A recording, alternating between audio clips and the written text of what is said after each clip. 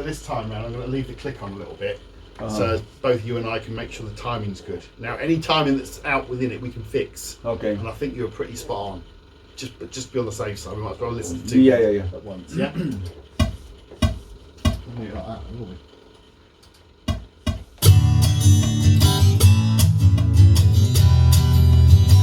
¿Qué tal amigos, familia? Bienvenidos a un episodio más de Letras Plateadas. En esta ocasión nos encontramos en Wellingborough Northampton, en Inglaterra. Aquí, como podemos ver, Beck Studios. Estamos en los estudios Beck, donde la magia de la música se ha hecho, donde gente famosa ha pisado este lugar. Vamos a hablar con Dave Smith, que es el actual dueño de los estudios, y nos va a contar esa fascinante historia sobre el estudio, porque aquí atrás de nosotros se grabó una de las canciones más icónicas de la música gótica. Bauhaus vino a grabar la canción Bela, Lugosi is Dead. Vamos a hablar también de eso, vamos a hablar de otra gente famosa que ha pisado este estudio, y por supuesto Dave nos va a contar también su historia y cómo se inició en la industria musical, tanto como músico como productor musical. Entonces, por favor, acompáñenos y bienvenidos a este episodio de Letras Plateadas en Beck Studios.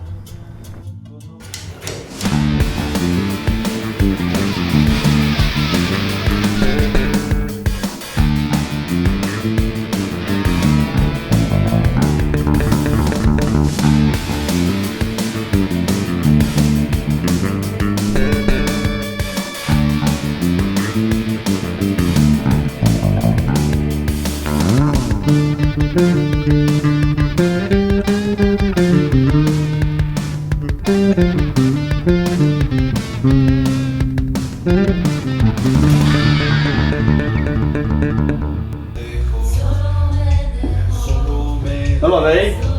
All right? Hi. How you doing, mate? Very good. All right. See you. Good to see you, mate. Good to see you.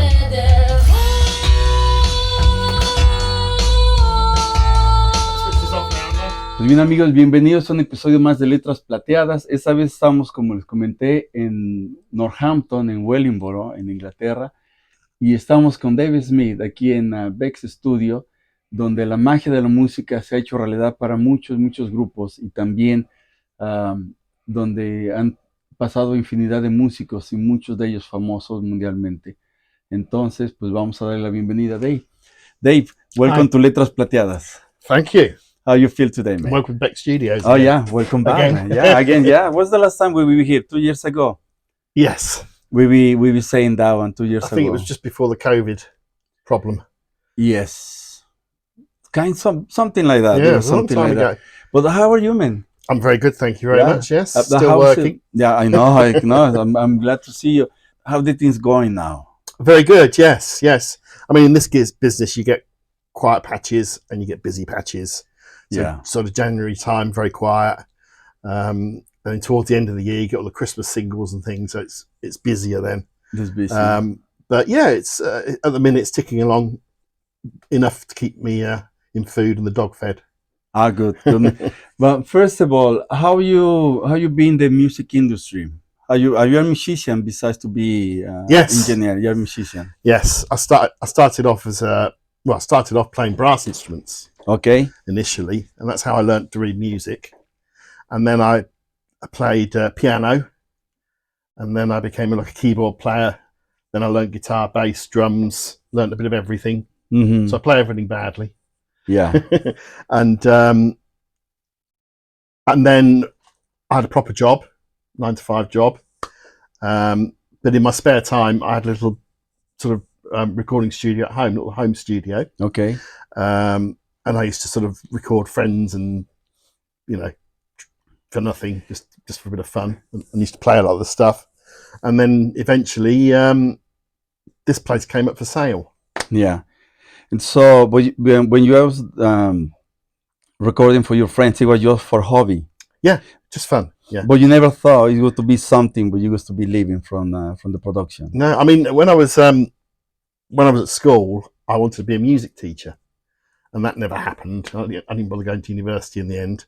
But I did continue with my music, and so, another 40 years later, suddenly I get the opportunity to do what I've always wanted. If I'd have gone back now, if I was starting now, I could have done a degree in this. You know, things have changed now. Yeah. So when they come the time when you buy the studio, when you had this chance to get the studio? Yeah, well, I was in my I think it was in my early 40s, and I had a midlife crisis. That's what happened. Okay. So what do? Do I get myself a 21-year-old girlfriend, buy a sports car, or open a recording studio? What's the safest? I thought definitely the studio is the safest. And so it just so happened that the owner of this place at the time, who wasn't using it as a recording studio, it was being used just for rehearsal rooms at this point. Okay. After a long history and pedigree of being a recording studio, he wanted to sell up and retire. And I heard about it, and a friend of mine told me about it. He did a bit of work here, and I just thought, well, why not? Yeah. And I ran it part-time where I carried my job on for about 2 years, and then finally I thought, that's it, full-time now, let's go for it. And so we say now it's over 20 years when you get the studio, since you are the owner. 2005 would be, yes, get up to 20 years would be next year owning it. And so 17, 18 full-time. Okay. So it's quite a long time now. Okay. To be full-time. The story, if we back a little bit, the story of this studio, because I think so it was the first owner of this studio was Mr. Derek Tompkins. Derek Tompkins. Sorry. Yeah. He's a Canadian. He was a Canadian producer. A Canadian? Or he's a British one. No, he's British. He's British. Sorry, yeah. For Kettering. Yeah, that's right. They have another studio in Kettering as well. How he started. I mean, his wife's actually written a book about their lives, because it was quite an interesting life.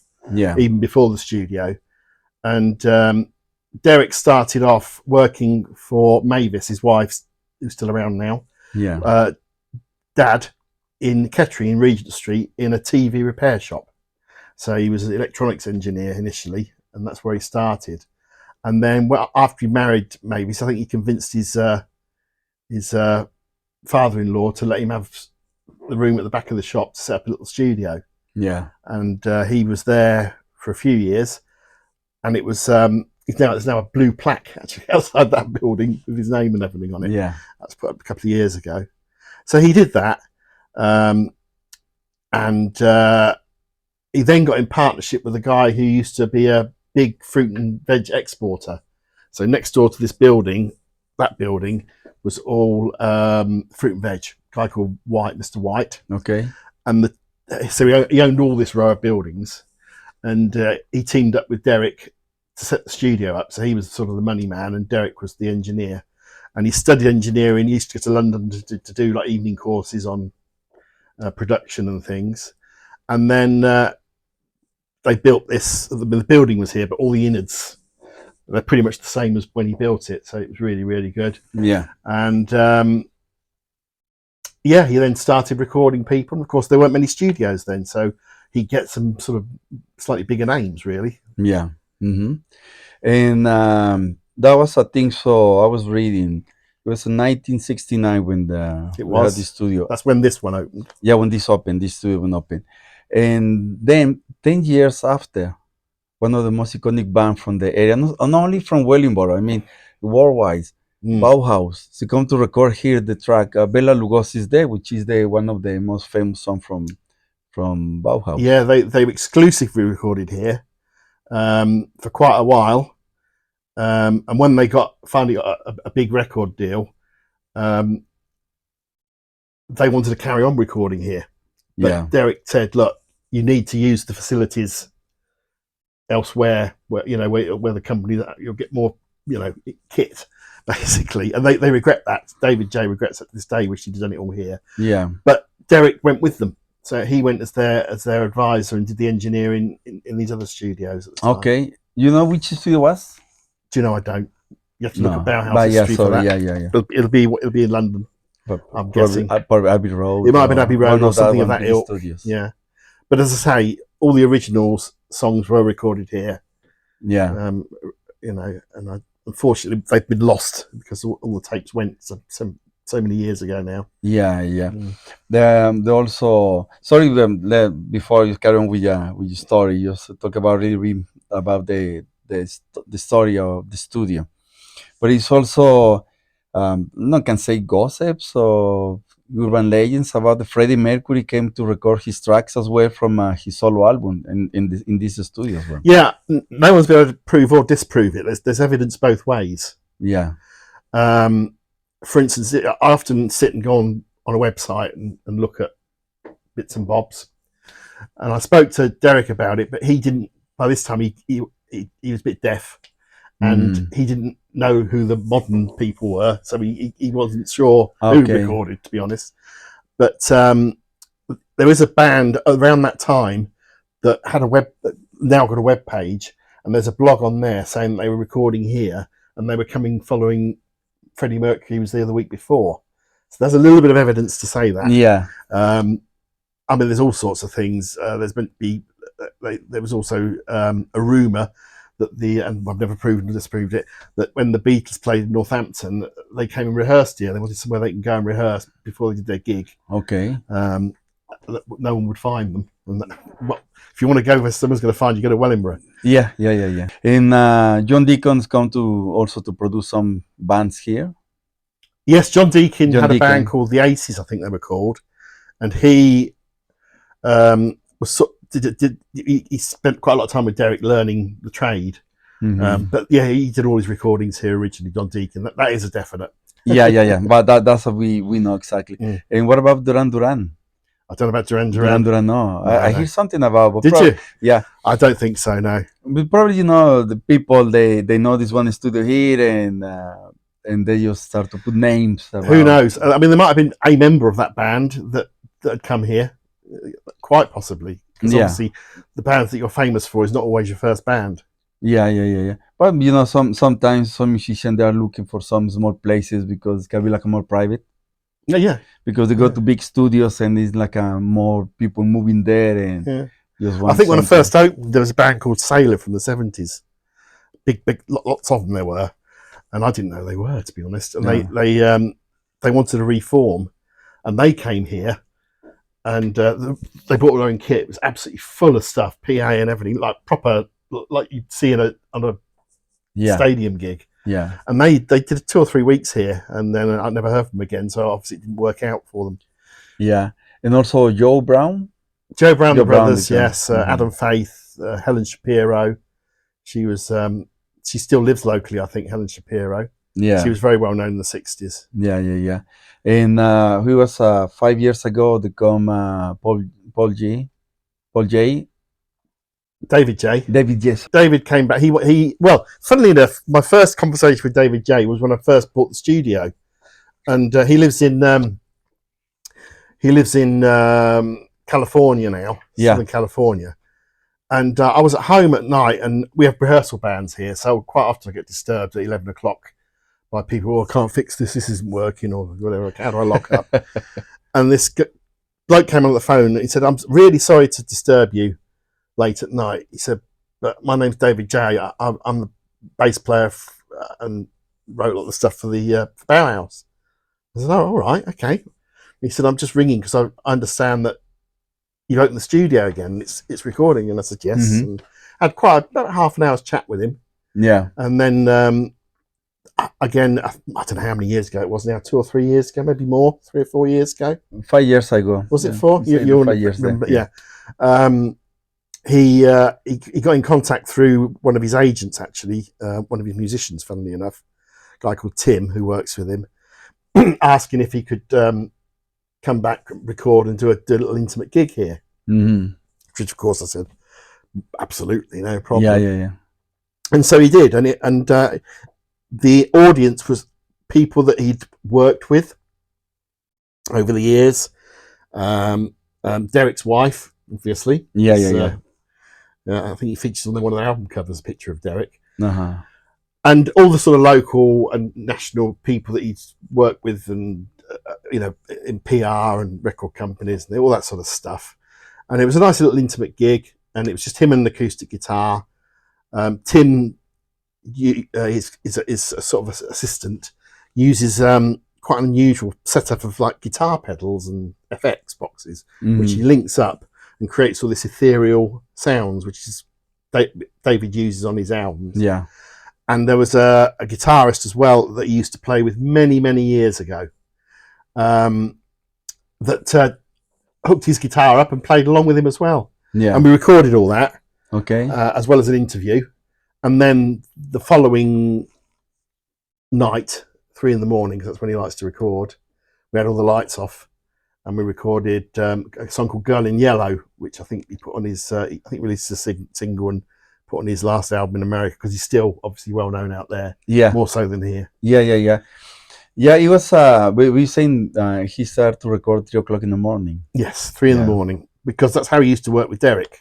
Yeah. They used to come in here. I'd imagine drugs were involved, But yeah, rock star. and everyone was pretty much out their faces, and that's when they like to do it. And so he recorded in the dark as well. Yeah. So it was quite an experience. I think so many rock stars, they have like some kind of fetishist things, no? They do, yeah. Oh, good, man, good. And now, what is now in go back a little bit into the present? Well, to the present, I do all sorts. I mean, I sometimes call myself a musical whore.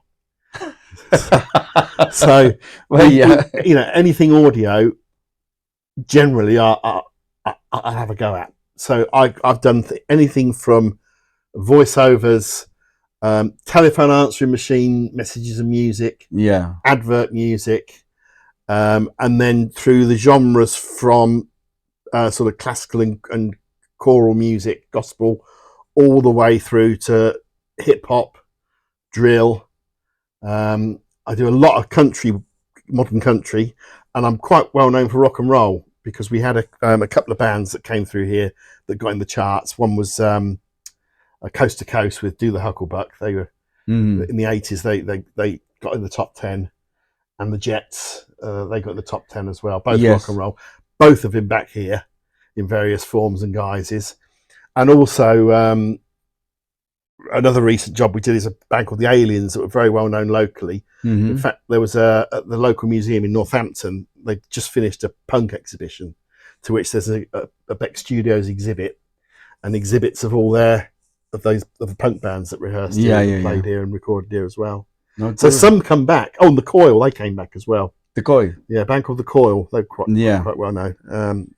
So I still work with people, from sort of kids just starting out to people in their 70s and 80s still, that are still going, that are recorded here 30 years ago. Everyone comes in and says, I recorded here 30 years ago or 40 years ago.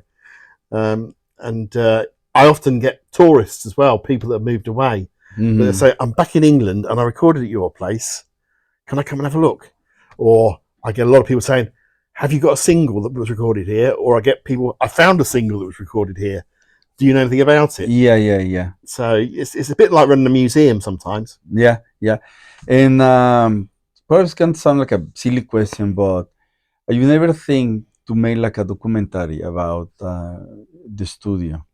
Or no one's come to you to approach you to ask you if they can make like some video documentary about the life or the story of the studio? Well, there's been several books written about the studio.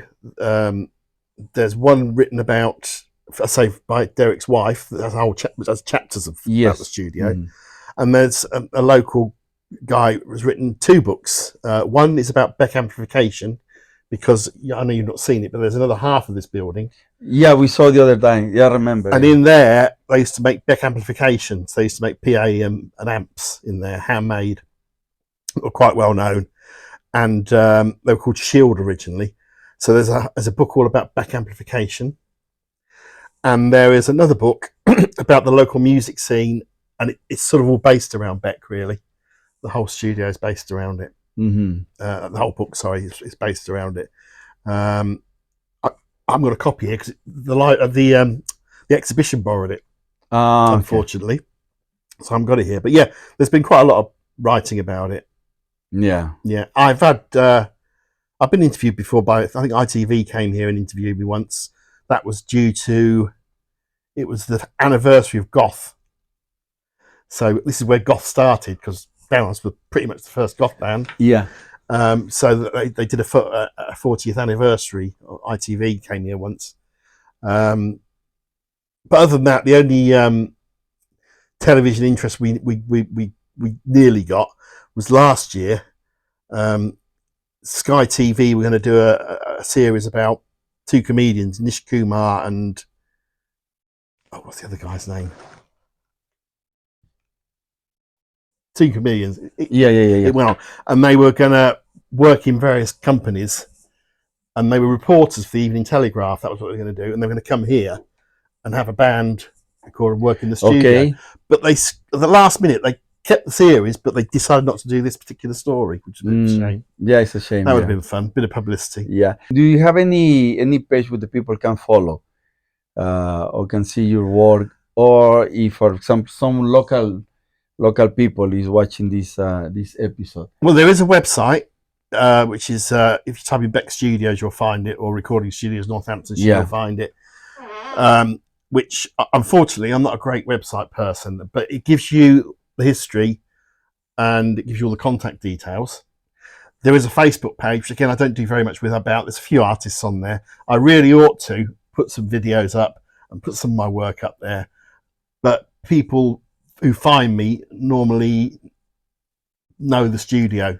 Yeah. And that's say once I've got them, they come back. But yeah, it's something I need to work on, Rico, is the publicity of things. But like I say, I'm at an age now where I prefer to do a smaller amount of work, but quality work, rather than what I had to do in the old days, which was anyone. Yeah, exactly. No, it was good, man. Really was a very short conversation, but very deep about the start of the studio, about your career, how you start with the music, how you start to be involved in the I was a jeweler originally. Jewelry, yes. Yes, I used to be the national training manager for big jewelers.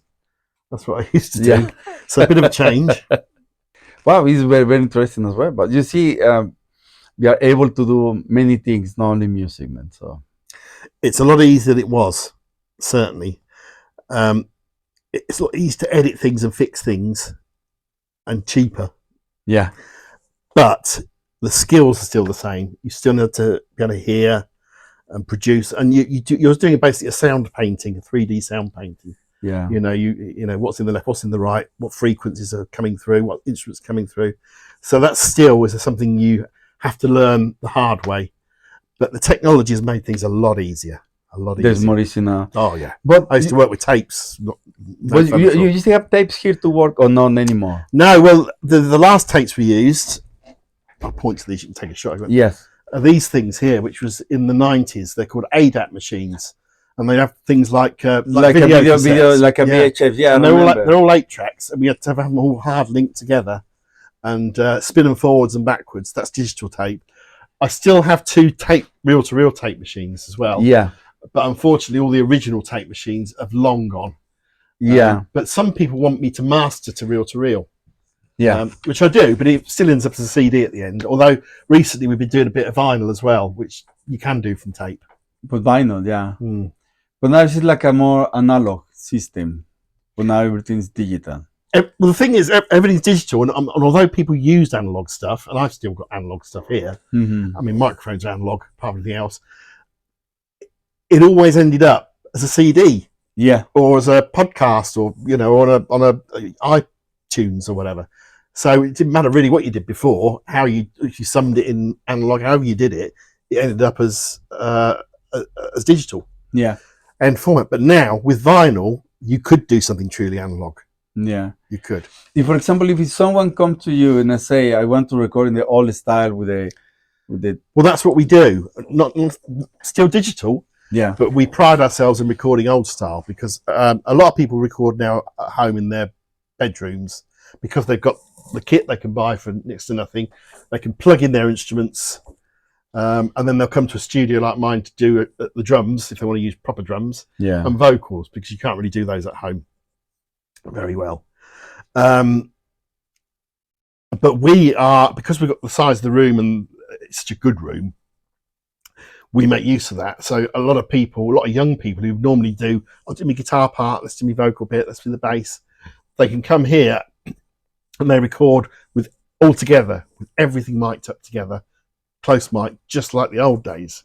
Yeah. That's how it was done, just baffles and screens and everyone in one room. Not many studios do that anymore because they haven't got the room. Sometimes they haven't got the microphones either. Yeah. Quite a lot of microphones. And a lot of youngsters want that experience. Of course, the older guys, that's all they know.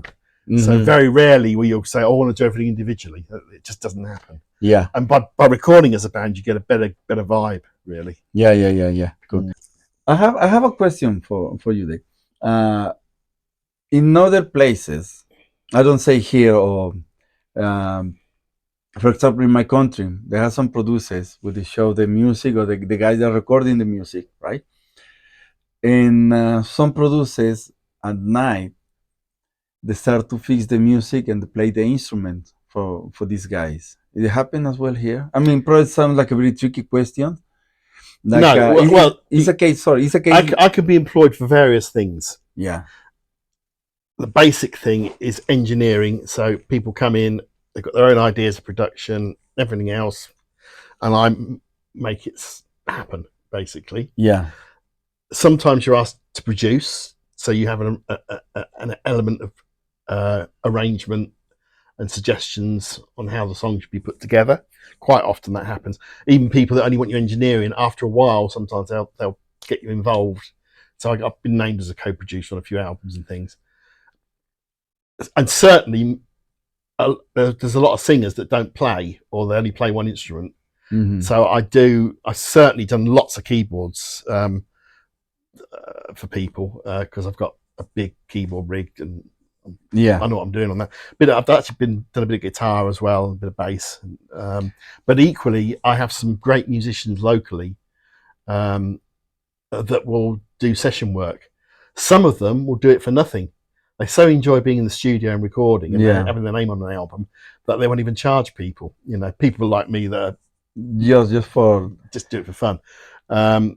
So we have session musicians, and some people bring their own session musicians as well. So, you know, people that they've worked with in the past that they want to record here as well, which is great because they often come back with other projects as well. Yeah. No, but what I mean, sometimes, for example, there's gone the band and the drummer is not in timing, is not, you know, happens sometimes, no? Most when it's a new band, no? New musician, well, when people don't have experience in the studio, sometimes they get lost with the click. And we release the track like that, and some producers in the night, they play the drums for them. Ah, yes. You know what I mean? Yeah. They say, okay, I fix your drum. And then with the people left, they start going the drums or they go in the guitar. Yeah, I mean, drums have to be pretty bad now because I can guarantee you're getting a good sound out of it because I keep cymbals and the snare and other drums. So if they bring a rubbish kit, for instance, yes, I've got that covered. If they can't play to click, what normally happens is the band, to save time, decide not to go with the click. And if I can then go back in and put the track to click, they're called gridding it, putting it to a click track. I rarely replay anything. We do get other drummers in, certainly, rather than doing things at night. But what with this stuff now, you can take a drum track or a song even, and you can, without noticing, put things in time, actually. It's elastic audio and things. And in the old days, that would have been impossible. But now, you wouldn't even notice quite often, unless it's way out. And if it's way out, you're best being honest and saying, look, get a new drummer. Yeah. Give the guy only for the cover of the album, but take another drummer. I mean, I've had credits on things for drum engineering, I call it. Yeah. Because I've spent days tidying up all the drum tracks. Yeah. But I remember the track we were recording here. We were using this program because we use digital. I think. Yeah, it was a digital. Because but we were working with Click this time. I remember. Yeah. So it was not. But you see, you know, if you did it again, I'd probably recommend that you got a drummer in. But next time, And the guy, say I use, is really brilliant. Yeah. But next time, and he does it for fun. Sole's there. It's to bring some. He just food likes for different him. musical experiences. You see, Yeah, he's a rock and roll drummer by trade, but he's done all sorts of stuff. yeah. But so sounds like a plan for next time we're recording something. We just bring a proper drummer, not use the machine one. It's much nicer. Yeah, Much nicer. Yeah. And okay, one of the last things what I want to ask you is, everybody can come to record it here. Is no any politics about the recording in your studio? Everybody's allowed to come to record it. Some people just want to make a song with sounds clapping and everybody. I've done all sorts of stuff, and I still work with people that I'll get a phone towards Christmas. So can I get a voucher? Oh, my husband sings, and he wants to sing to a backing track this song for me. And yeah, and I tell you, recently a lot that's happened is funerals. Mum who's just died's favourite song, and they want to sing it, but they daren't sing it at the funeral because they don't think they're going to cope with it. So they record it beforehand, and then they sing it. Okay. Yeah, I mean, I've recorded. I think I must have recorded nearly every instrument there is to record, and I must have recorded every style really. So yeah, anyone's welcome. Mm-hmm. And I treat people differently. If people are doing stuff for fun, then we make it fun. If they're a bit more professional, then I'll get more involved to make sure that they come out with a decent job. Yeah. Because it's my reputation as well as theirs. I know, but that's the important thing. And I certainly don't want stuff going out of here that sounds dreadful. Yeah. When we came today, he was a guy in the studio. Believe me, guys, that is a good story. He was a guy who is the songwriter of Shakin' Stevens, the one who wrote the song "You Drive Me Crazy." Yeah, Ronnie Harwood. Harwood. Yeah. Yeah. And you are working with him now. I've worked with him for. Funnily enough, I was in Italy about 5-6 years ago, I think it was, seeing a friend of mine, and I got a phone call, and this guy came on the phone saying, "Hi, I want to book some recording time. You've got a studio in Wellingborough." Yeah.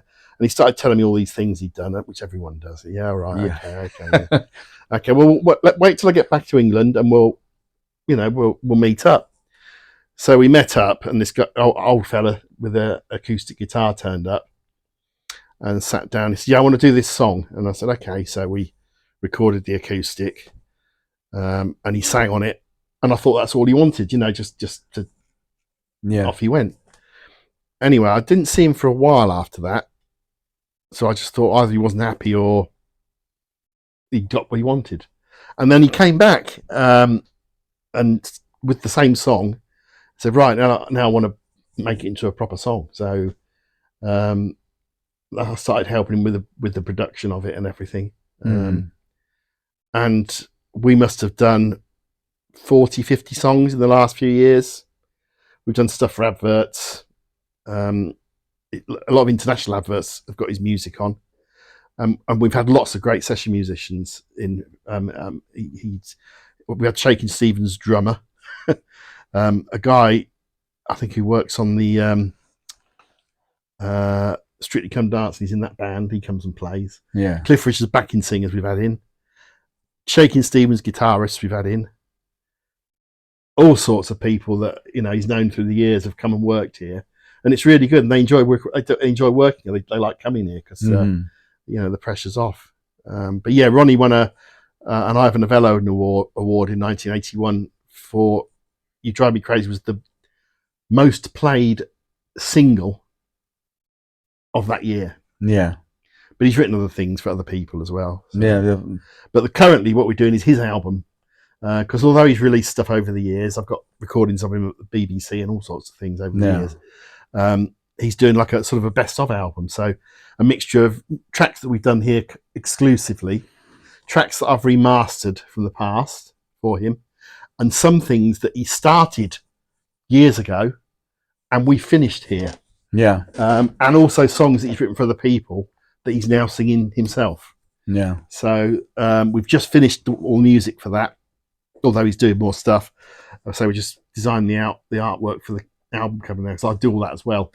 I do the artwork as well and put the CDs together as well. That is good, man. It's good. It's good. Well, thank you so much for your time. Thank you. If you want something else to say to us, you want to say hello to the people from Latin America? Yeah, where do I look? Anywhere you want to look. Yeah, hello to everyone who watches Rico's podcast, and so welcome to Wellingborough. Thank you for coming into my world and seeing what we do here. So Rico's done a song here. Hey, go another. Hopefully, you'll be famous. And yeah, we'll come back to it again sometime soon. And goodbye. Spanish for goodbye. Adios. Adios. Adios, amigos. Adios, amigos. Thank you so much for your time, Dave. Cheers, Rico. And we see you soon. Hopefully, we see you soon. Yeah, come do some more work. We will do, yeah, with a proper drummer. Proper drummer. Yeah. All right. That's what we want to do. All right. Soy tu mejor amiga.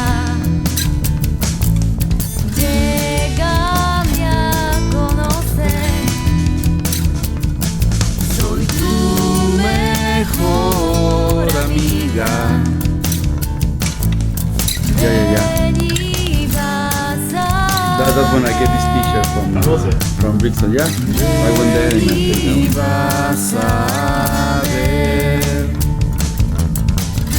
Salí con ella sin tener un rumbo fijo, y en el camino de su voz me enamoré. No realizaba que me hallaba ante un hechizo.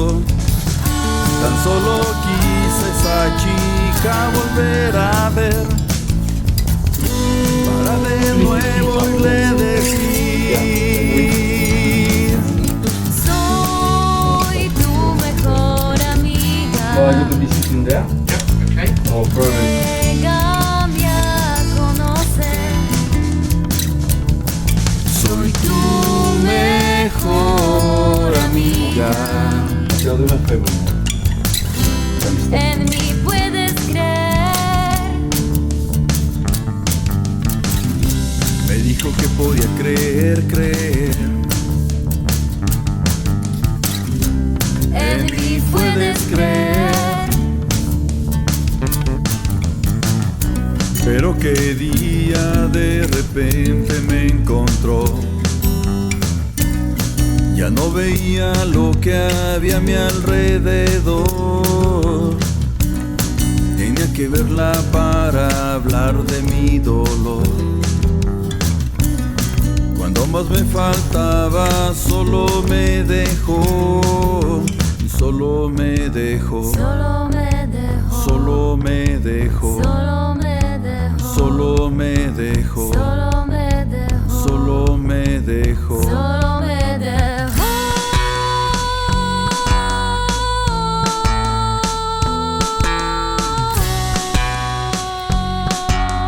Solo me dejó. Aha.